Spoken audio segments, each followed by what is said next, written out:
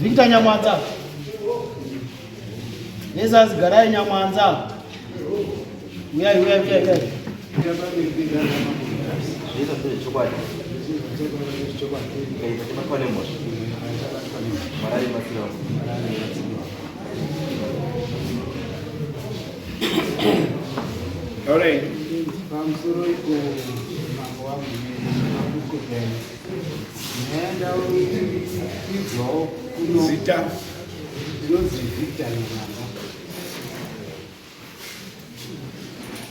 yangu zakasanisamanisira vazvikita namanza emifemili versus Garai Nyamwanza.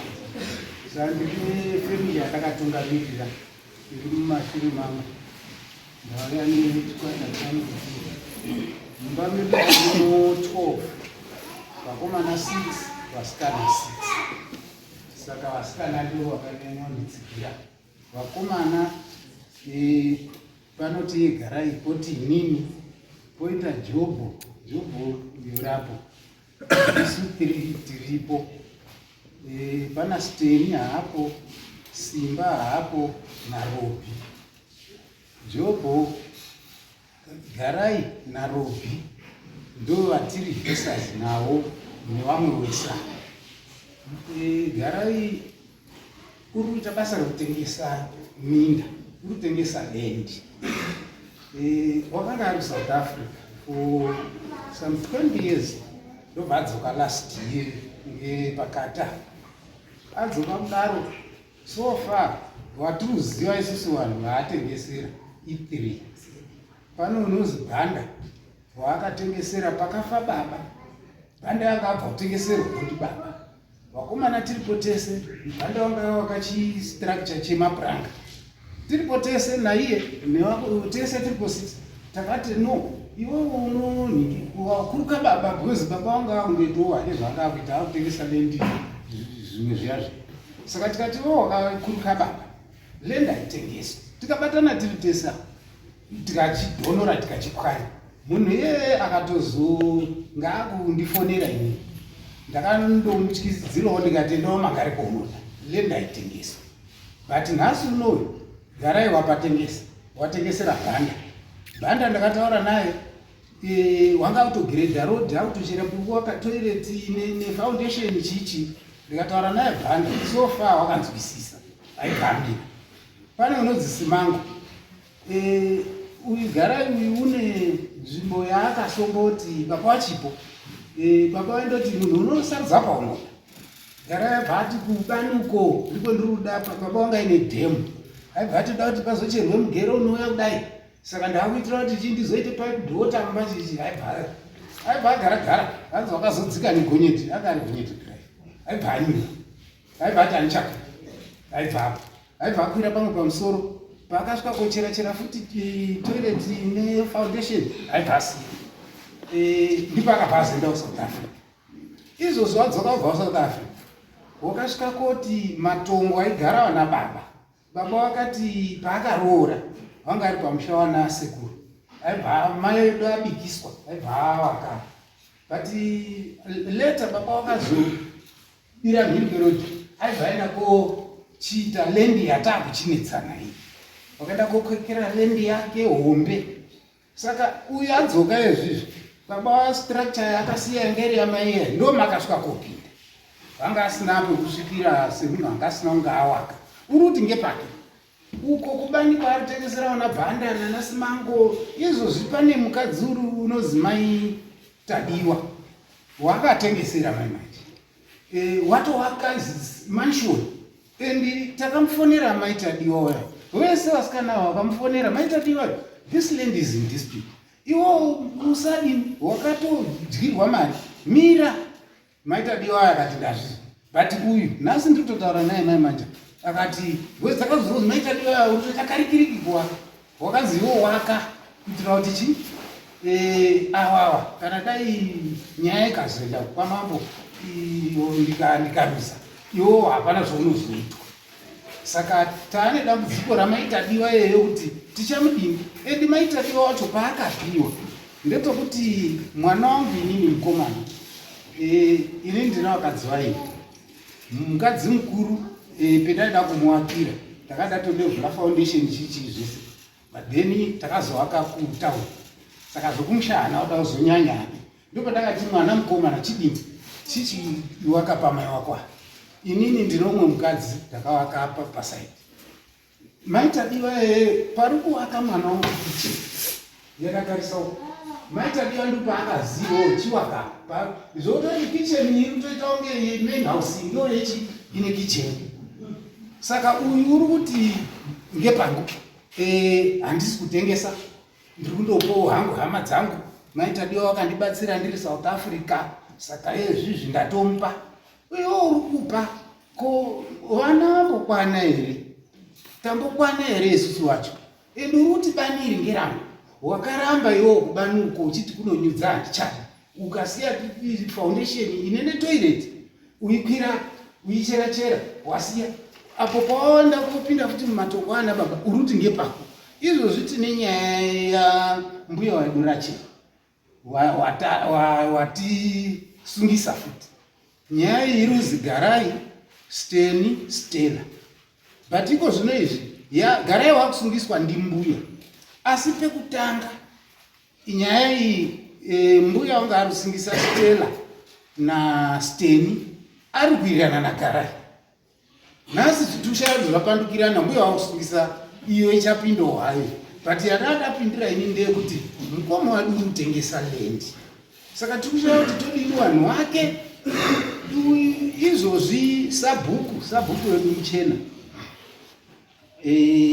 wakatambira mari ye1 2 wagarai simango nabhanda ndichiti ndikafonera sabhuku dii sabhuku imimi muri kutora kutambira mari yemusumo kubva una Garai ine lendi here yekuti munoti zvikazi sabhuku wakandipindura vamwe mashoko ekuti kaza baba wenyandi ndizvo aindoita baba wedu ndizvo aindoita but wapapari pake ko uyu zvemakutambira endi plus iyeyu une nyaya yekuziva hapeno nyaya dzakaita achangoti svikei aibva azi ndiishe muchena peno wakadaidzwa kunzi uya kudari kwangu kazi wakataura kuti handina sabhuku kana ishe mberi kwangu ndopandakati una sabhuku imi muri kutambira mari yemunhu wakati handina sabhuku kana ishe mberi kwenyu chirudzi kaza nditori nonyaya naye Garai wacho ndichada kuti mudaidza kudai asi mari matambira saka ndipo akazoti zvikazi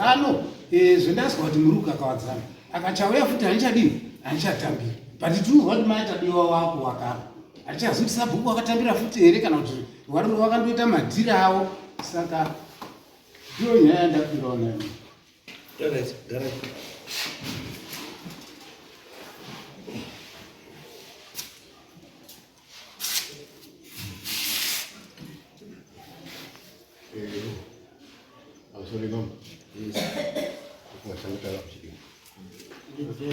Vukita uneka kunyepa gari kuta yepera dai bari kuti kwazi ndakati ine ndina sabhuku andina mambo mbere kwangu sabhuku wacho hapa ishe mchena Mbonyara mauchinjana handina ndingashora dare ndiri munyika ya ndo kunyepa kwatanga kuita kwechipiri ari kwanzi kutengesa lendi handizivi kuti waakaona ndichitengesera lendi wacho ndiani baba wedu sekutara kwaita tiri 12 6 boys 6 girls kune magoronga kubva kwetino urizi tichikwira kumusoro kune dzimba habusi makonde akarimwa masango saka baba wakati munhu wega wega pako apa Garai pangu apa vhiki otherwise dispute yaanozoinvolva ake wasikana nevamwe ndeyake iye neni dispute iripo ndeyangu ndisu maneighbors saka goronga rangu perinokwira iye haazivi goronga rake ini nangu perinokwira napo ndo perinongokwira napo straight kusvika pendakasiya kuzasi kwenanda takakwenda ndichitsvaga mvura baba wangu wachipo ndikati ako handichadi kugara pao asi goronga rangu randapirwa vandakusiya vandakwira ndichimusoro negoronga rangu iyoro ringoripo vandanocheresa foundation vandotocheresa toilet yangu vandotokaisa zvidhina zvacho ndiyakatozitora futi akwakiswa bai chimbomira ini vakatotora zvidhina zvangu akwakiswa bai yake ndakacheresa ndakapisisa oven yangu zvapera izvozvo ndazouya sekutara kwaita nhande kuSouth Africa nzvimbo yangu ndingori nayo izvozvo banaenda kuSouth Africa nangosiya nzvimbo yangu iripo pendadzoka ndakaudzokawo ndisina chandinacho baba pendakatanga kuroora kutanga kuroora. Ndopa akandipa kitchen yaanotaura yamai vangu iyoyo vasina kuziviya mhiri kwerodi. Ndopa akata nemhuri yako makuriro yaita chienda unogara hako kumba yangu yandakaberekera ndokwendakaberekerwa iri kitchen. Bedroom chababa ugara mwana baunguru wanga ugarapo pakaita madispute ekutoti ndakatombouya kwamambo mambo anga wachipokana ikatotongwa ndatsvakirwa eviction order. Ndofuti zvada kunditsvagira futi eviction order pamusha baba bangu iye azvikwazi ngandifara ungandibva ipapo.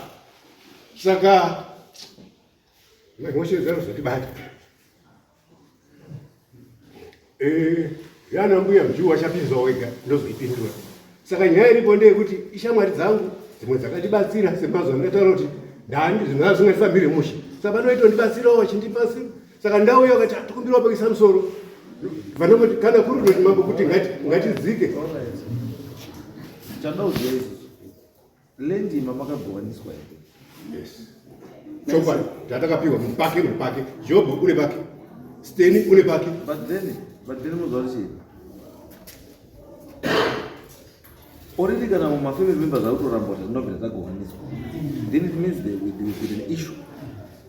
Wedai makuzi mese muri in agreement kuti takagovaniswa, then modai musiri mudare muno because mumwe nomwanga Anyenda pake.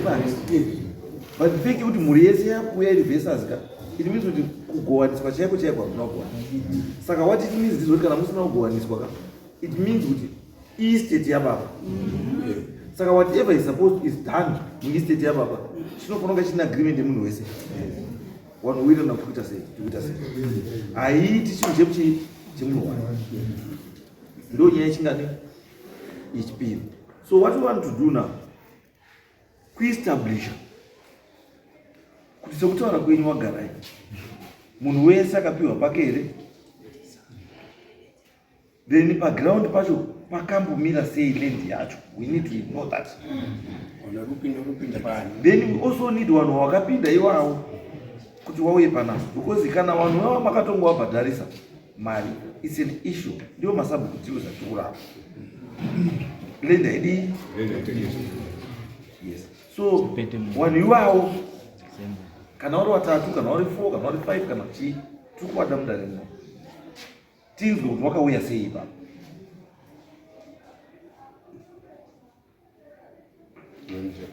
Andizvo right. So zvatakuita ka takutuma timu unokwanisa kana pamuchena lini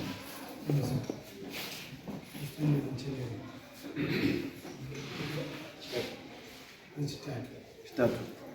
Saka chitatu wakomana wangu vari kuuya inspection in local, waone maboundary yamutaura nezvavo, waone zvedzimba vanhu vakapiwa mutaura nezvavo nenzvimbo dzavakapiwa kuti pakamira sei. Then we come back on Saturday for feedback. Then tokata judgment. And so I think mbuya rache vari yenyu mbuya rache ndiye land food andisi ndiye land food na garaya food andisi chiva yamaita chiva tatunotibatazoibataiza dziri tu vanhu kana vachiuya vanongofambira nyaya dzese pakamwe chete. Yenyu nagara ndiye Volume mai. Nemakurukota yenyu. Inini nyaya yangu yakadai 2013 ndakapiwa munda ndigarai. Ndati mbuya tisirai munda mune. Kwaubva ndaita saizvozvo. Tata kana mechida kuzongorima munodini henyu munoramba muchirima.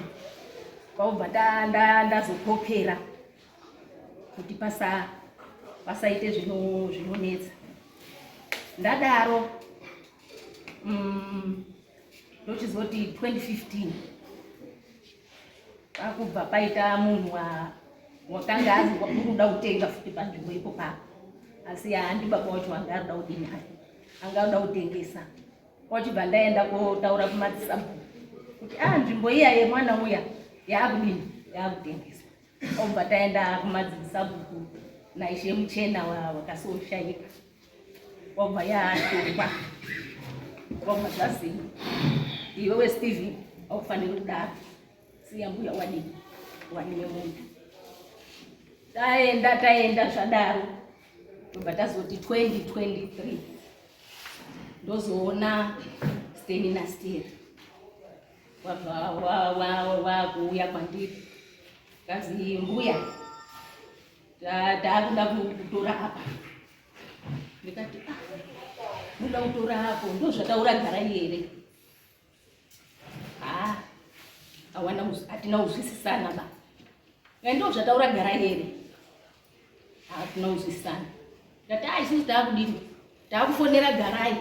Kuti Garai ndowati here Steni adini agare apa. Garai unoti handizvoba mbuya zvadini zvendinosiiwa. Iwo wakuuya ikoko uko. Kumastendi kwavo kwaita sei.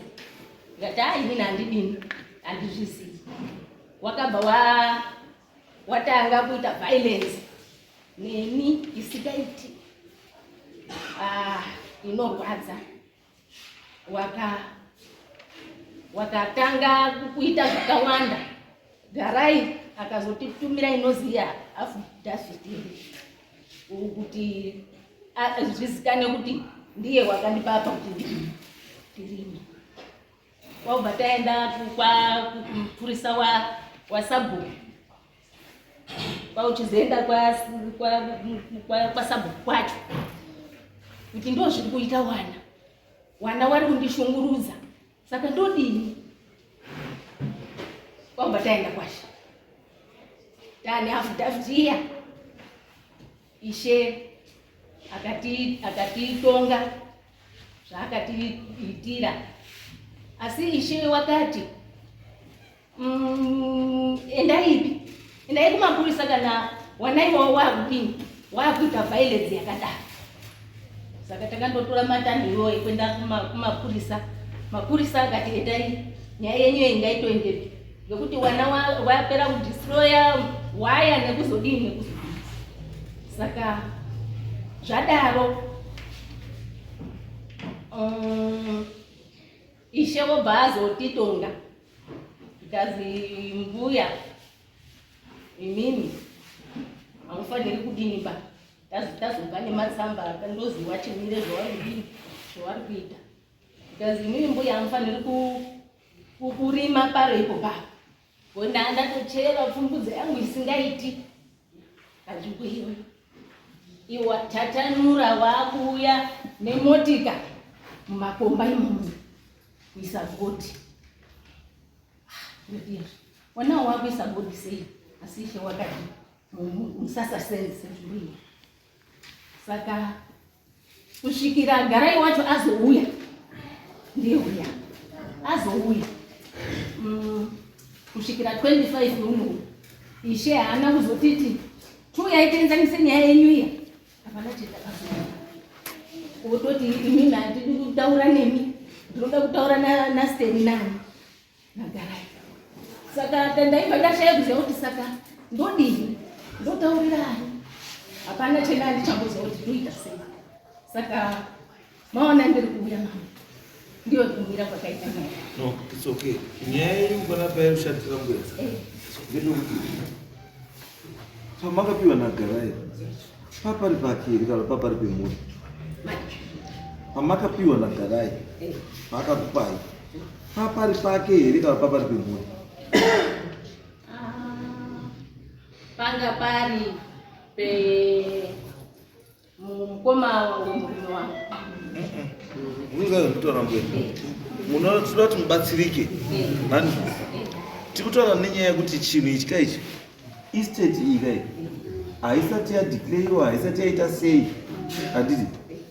Saka Garai haana maruramiro ekutora part of that land achikupai handiti. Kana chinhu chiri paestate yani yababa handiti haisati yagoyiwa ba handiti. Saka ndaikataura kuti mizi Garai angasina maruramiro ekukupai kuti chinhu chechii chinhu chemhuri. Ini ndinoda ndikubatsirei kuti muone kuti munokwanisa kunga muri kukwikwidzana nemunhu kwavo but akakupai zvisiri pamutemo. Kana akakupai zvisiri pamutemo then it means agreement yomakaita is now void. Haiapply.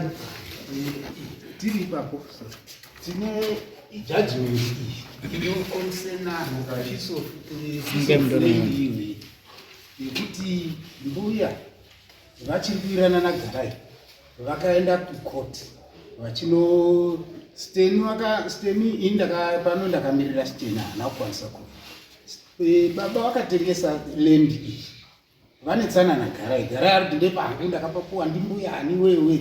Baba vachibva vapatengesa. Garai ndo paanonoti kwaari kuti kuya kwaakanyura negoneti munhu wakanga anhingi steni wakabva aenda kodzorera munhu uya mari akati aiwa hatisi kuda kuti munda utengesa. Garai akati munda ngewangu chiendawo garepi kubanuko kwanda ndakapuwa ndibaba inini kwaari kuti futi ngekwake. Munhu uya aibva adzorerwa mari haana kuzodzika kubani kuya. Garai akati munda ngewangu. Saka uyu steni uri kuti ini ndakadzorera mari kuti munda urambe uri muyadhi medu because iwo wanga wakushungurudza baba kusvikira baba watengesa. Saka zotaudzorera mumusha hausisiri wako and iwo hauchakwanisi kupa mbuya racheo. Saka nyaya iyi iri kwaishe muchena zvavari kutaura mbuya kuti vaenda kudare iri vakanzi dzoka ipi kwaishe. Saka ishe ndo paakati dispute between Garai naSteni. Saka ndikumirirani mukaona pano pandakaandalaina ndikumirira Garai abve kuSouth Africa. Saka Garai zvabva kuSouth Africa instead yekuti achisvike koti kana kuti iwo mbuya dai vakachiti Garai wadzoka ishe woyi nyaya yedu yanga ichisimudzirwa ndikuona vakutosungisani Garai izvozvo kuti hausi kuda. Saka unoona nyaya iyi iyi nyaya ine interdict handiti yekutaridza kuti imi mbuya hamubvumirwi kuti muita sei. Ndatoa pane interdict iripo kuti land iye kutaurwa in question hamubvumirwi kuita anything in development ndozvotaura interdict. Saka kutoita kwamakaita kune inenge handina kurima mama. Handina kurima. Hamuna kurima. So imuti pamusoro changamire inini ndiri festival yabuya Nyamamba. Munda uri kutaurwa nezvawo ndinozi Tsitsi Nyamata. Munda uri kutaurwa nezvawo munda uyu hausiri wamukoma Stephen baba wavo. Wana awa inini ndiri hanzvadzi yababa wavo ndo wachiramba kuti hanzi hazvisi nenhau dzeminda idzi. Regai nditsanangure ndichiti munda uyu ngowabambo mukuru Hirari Nyamwanza. Bambo mukuru Hirari nababa wangu inini mukoma nemunin'ina. Baba wavo awo ndingati nababa wangu inini mukoma wababa wangu kumadzibaba avo ndo mamiri akaita zvinhu. Isusu takatokura bambo mukuru achirima munda uyu ende bambo mukuru achirima munda uyu aiuya paumba pedu ndipe mvura. Bambo mukuru tabika tii wachiuya paumba pedu apo ende waitaura muromo wekuti wanangu ndikaswera ndisipo maiyo muri kuzwa here wana vanozofanirwa kurima munda uyu. The disadvantage yakaitika ndeyekuti inini baba wangu wakanonoka kuroora. Saka mukazvitarisa vanhu vakaita advantage iyoyo. Baba wangu wakanonoka kuroora ndini festival yavo asi ndowa 1929 baba wangu. Wana vari kutozvizivawo kuti munda hausi wababa wavo, munda ndewa Hirari Nyamwanza. Baba wangu saHirari wakaita wana wairi wakashayika. wakaita wana waidi wakashaika. Okay. Saka baba wangu inini angari muning'ina wake endizvo kutaura hawo kuti munda ngewa baba wawo mambo wangu. Sabhuku wedu akanga ari sachida wanyika. Musi washaika sachida wanyika ndo musi wakabva wataurwa kuzi munda taakuda. Mbuya Musasarima apa mbuya watochera pfupfudza yawo wadini Stella akauya kuna mai hazi kumakuwa kuti mbuya Musasarima apo. Why? Because sachida wanyika akanga ine history. Ndofunga manzwa nyaya 2015. Where does Garai come in? Ndo panduda kwenda. Because munzwa already kana patone diseni nekuti muri mumunda hautori kana Garai. So it means kuti Garai angasina locus yekuti yekumira munda iwo achitaura nezvemunda iwo. Then that's where the question comes now. So why mai wasungisa Garai? Regai nditsanangure ipapo mama. Yes. Mai hawana kusungisa Garai. Mai wasungisa Stella na Steni nokuti ndo akaya kudisturba. Asi zita raGarai rakazobuda. Pakuti Garai kuti asimuke auye. Takati mukoma Garai. Isusu muri kufanwa kuenda kwa mama. Kotaura zvakaitika. Saka zvaita kunga takasungisa Garai. No, it's right. Zvandokedza kutaura naye. Atina kusungisa Garai mama. Mimi uruzwa pandotore. Mati mimi in the first place. Wana simba rekutomumira wachitaura nezvemundauro. Nekuti hausi wababa. Hausi wababa wavo. And ndochekutanga in agreement ndozvamataura. Then the second point ndeyekuti mai wenyu apa wataura kuti munhu akandipa munda uyu kuti ndirime apa ndiGarai. Saka Garai simba rekuti auye kuti munda usiri wababa wake ape mai wenyu akanga ari wana kupi? Pamusoro changabi regai nditsanangure.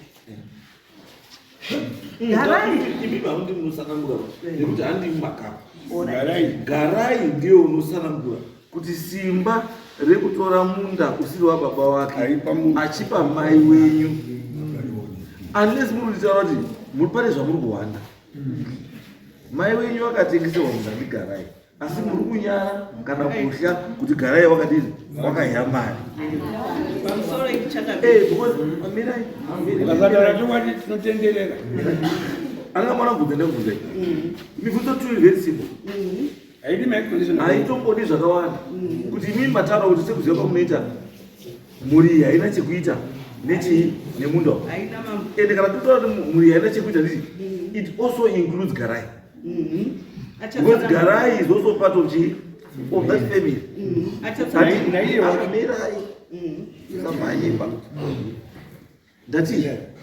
Ndati mati mimi muri iyi haina chekuita nemunda uyu nekuti hausi wani wababa wavo.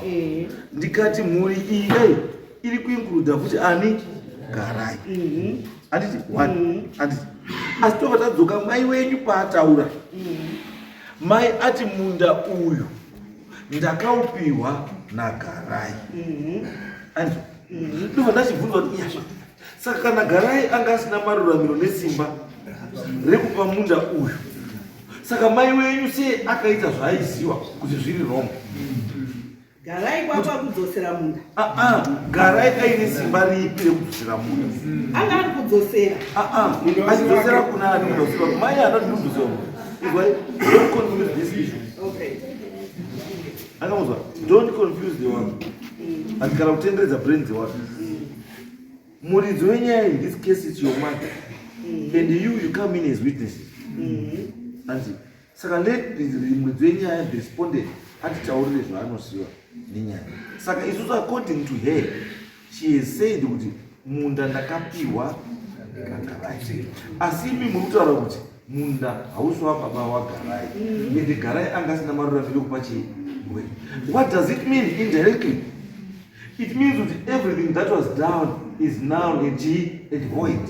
because zvakaitwa nevanhu vasina maruramiro ekuzviita. Then ndochibvunza kuti iyazvo, then why are you here if you know kuti imimi makatora munda wamusikafanira muchipiwa, wamapiwa nemunhu asina maruramiro ekupa munda? Saka kuno koti mauya kodini because mese muri mbavha. Handi minda yenyu. Mese muri mbavha. Yewe. Sama winga koti kuno mawingi. You want me into the way court no, so that I legalize a criminal act. No, yes, because from the way to go, it's illegal. So I'm not going to my way in a garage. It's illegal. So I'm just going to sweat and the future to it's illegal. Chamaka ita. Nduda kushiti ndichi formalize it. Ndichi formalize it. How? How do you want me to formalize something, a criminal act? Okay, mambo ndisati ndagara pasi regeni pandataura chinechi nyaya yanetsa 2015 yatongwana nasabhuku anga aripo naishanga aripo. Sabhuku uchida wanyika wakabuditsa mepu because vanhu vawairamba kuti anzi Sahirari haana munda, saka mepu Sahirari atoripa.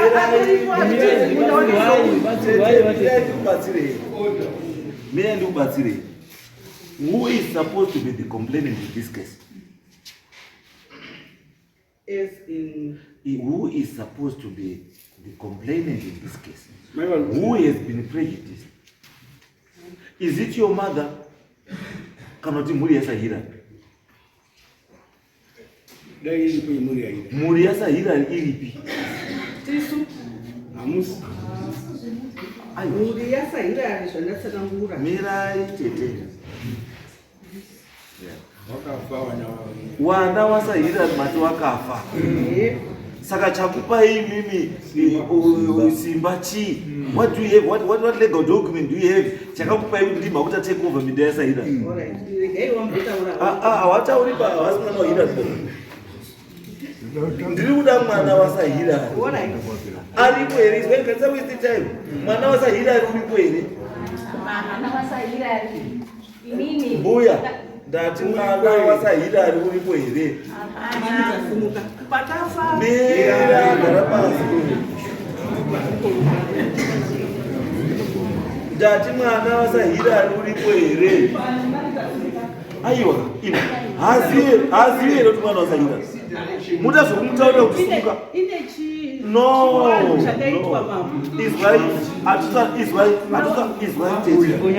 Amutauri nechiwanhu chemusha chinozikana ndimi badzi chisingazikani newangu. You don't exist in a vacuum. Kana chiri chiwanhu chemhuri chinozikana neeveryone ari concerned nemhuri iyoyo. Hachisi chiwanhu chamunozika mega chamaita mega imimi. No. Kana chatodaro hachisiri chemhuri ndechenyu mega. Ndabvunza a very simple question. Hapana mwana waSahirari. That's the truth of the matter. Mwana waSahirari muridzi weland hapadi? Hapana. So what does it mean? It means that land is vacant. Hakuna munhu ane authority over that land. And so what do you need to do? You need to sit down now as a family. Kuti ava baba vamiri vaonini wakafa asina chii mwana asi minda yake iri papi irapa. Kana muri tiri kushare then you share. Kana muri kuti mawira na mesa kuti tiri kupa nhingi mopani nhingi zviri official and agreed by both parties. And because already your argument ndekuti you are claiming what is not yours according to what you are saying.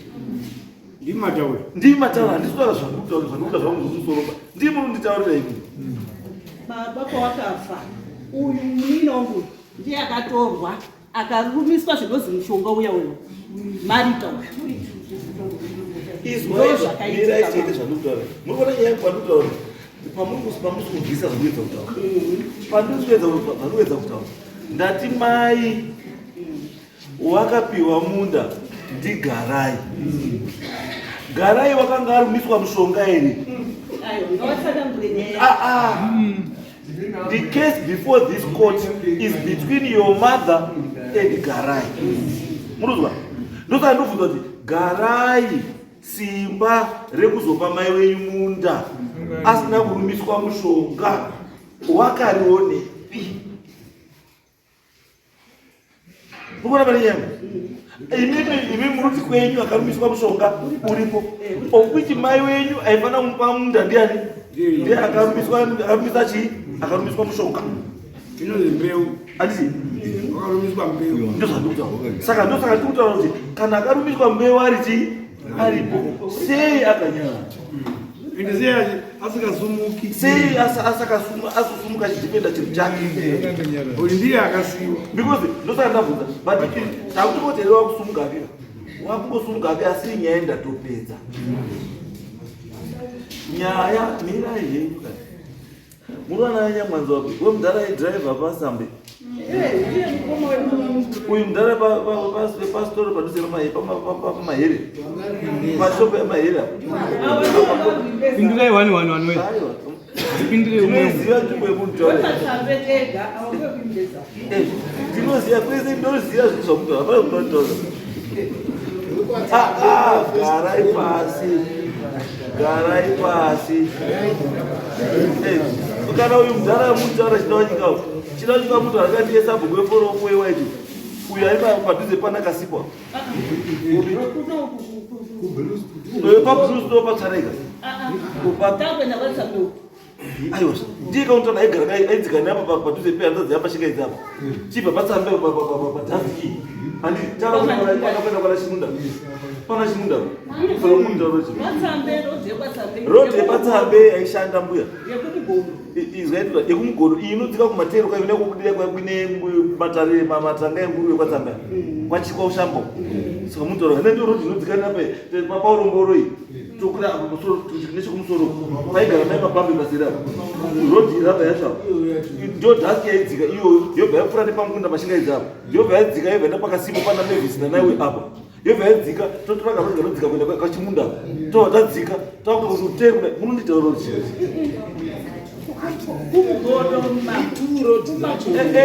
yamurutaura iyoyi yamuda kuedza kutaura iyi ndinoiziva then kokuya imwe iyi inopinda nayo inobuda pamagutei yobva yanobudira papita yobva yakobuda kuworkshop kwatsambe saka imwe muti handeipi mutaura iyi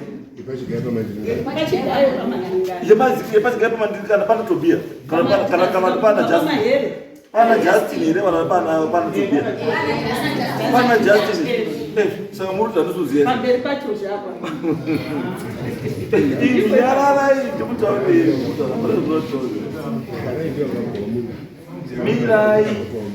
mirai kubatsira hapana zvomunonditaurira munondinyepera nyepera izvamunyepa hapana zvomunondinyepera hapana zvamunondinyepera ndikutaura zvinhu zvamuite handiti there's vacant land, go back and sit down. That land should be reallocated to someone. Yoita land yemunhu. Because as of now, zvamutaura mapinza garai question, mapinza uyo akaruma mushonga question, mapinza huri iyo yana Stanley question. Well, everyone is claiming that land because haina chi, haina munhu.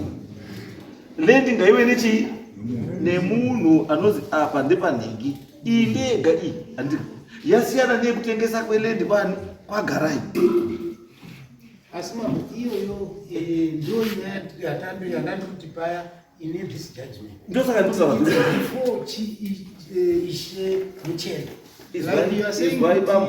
izwaibambo iyi land ine interdict and this interdict remains effective because no one appealed against this decision. So what it means, they would izvozvi hapana munhu anofanira kunge ari padii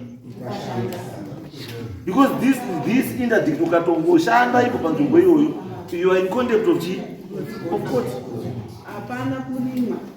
Alright, azvinetsi, don't worry guys, tatoizwa iyi wakomana vatingoenda musengani chitatu muhambasvika panzvimbo iyoyi rudaridza kuti pakarimwa here hapana kurimwa here pakamira sei patosangana Saturday todini tobva tapedza nyaya.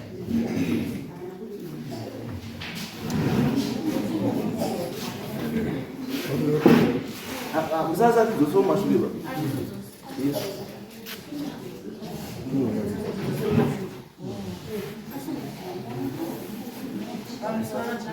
uyai pakati apa mai uyai apa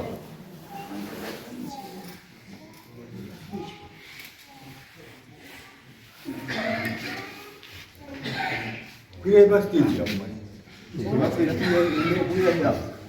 Musoro ichangamira nemakurukota ini inino ndini firstborn mbamanagara ndini firstborn kudamanagara mbuya edu Susan namwanza mbuya edu akapuwa munda pekugara ndi baba edu mufunga auya achiuya achiti kwawo kwaanoonini kunozi kuNewlands kune dzawama asi akachizenda kuenda kuoa nzvimbo yakatouya achikumbira achiona baba edu kuti kuNewlands uku handisi kuchaona nzvimbo bai kuti ndione ndigare akataura nababa pakapuwa mbuya ndipo pakatanga kugara ana sekuru edu baba edu Savarandeni akatanga kugara ipapapo ndo pakatanga kugara asi dziana baba kwobva azoti pakanyanyokwirira mhepo ndo kuchizobva kuchodzika kuenda paakachizoenda apa